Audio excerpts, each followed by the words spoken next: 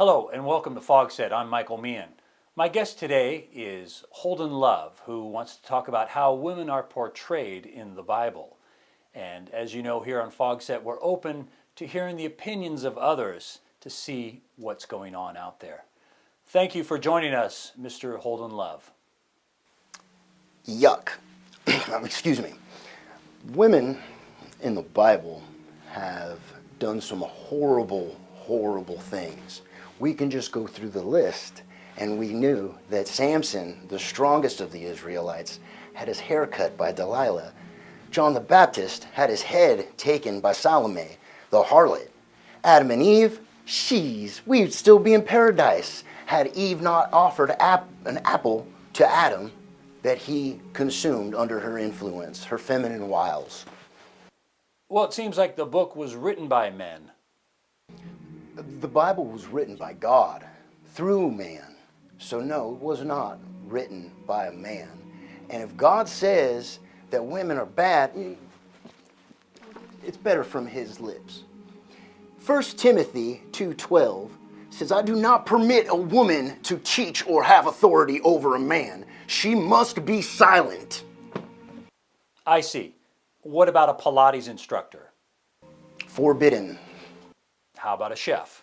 How about Martha Stewart? A woman should cook. There's no need for me to learn or any other man. Interesting. Although I'm sure many women feel differently as well as men. How important is discipline in raising a child according to the book?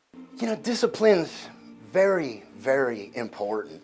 I was beaten with the rod as a child until the Spirit of the Lord entered me and made me the person I am today. This is what the Lord has to say about raising your children. In Leviticus 29, if anyone curses his father or mother, he shall be put to death. I think that speaks for itself. How about some positive portrayals of women in the book? Surely there's some of those. It's not my portrayal. It's Jesus. It's the Word of God. But if you're asking about a good woman, Mary was a good woman. She was a virgin, and she was impregnated by the Lord. I don't know how that happened. Joseph loved his wife, and she took care of young baby Jesus. That is an example of a good wife and mother who stayed in the background and let the men shine. What about Mary Magdalene? She did her womanly duty and followed Jesus and the disciples and took care of them when she could. And as a result, Jesus forgave her of her sins. Constantly, it seems. Surely there's some negative examples of men's behavior. There's King Herod, there's Judas, there's the bad thief at the crucifixion. Well, Herod was not an Israelite, and he converted towards the end of his death. So I think he quite made it.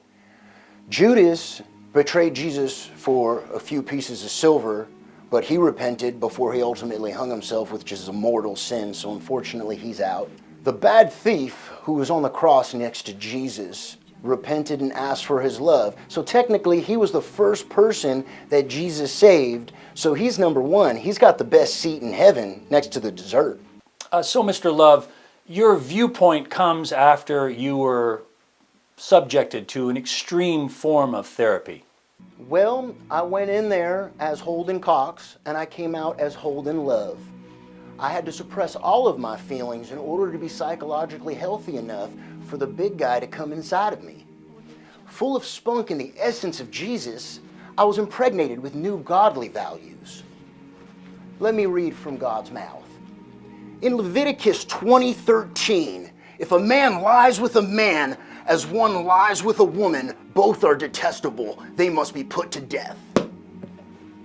Well, thank you, Mr. Love. Mr. Holden Love with his viewpoints from the Bible, and we don't validate parking. Well, thank you. And it wasn't my opinion. It's the Word of God, which is the law.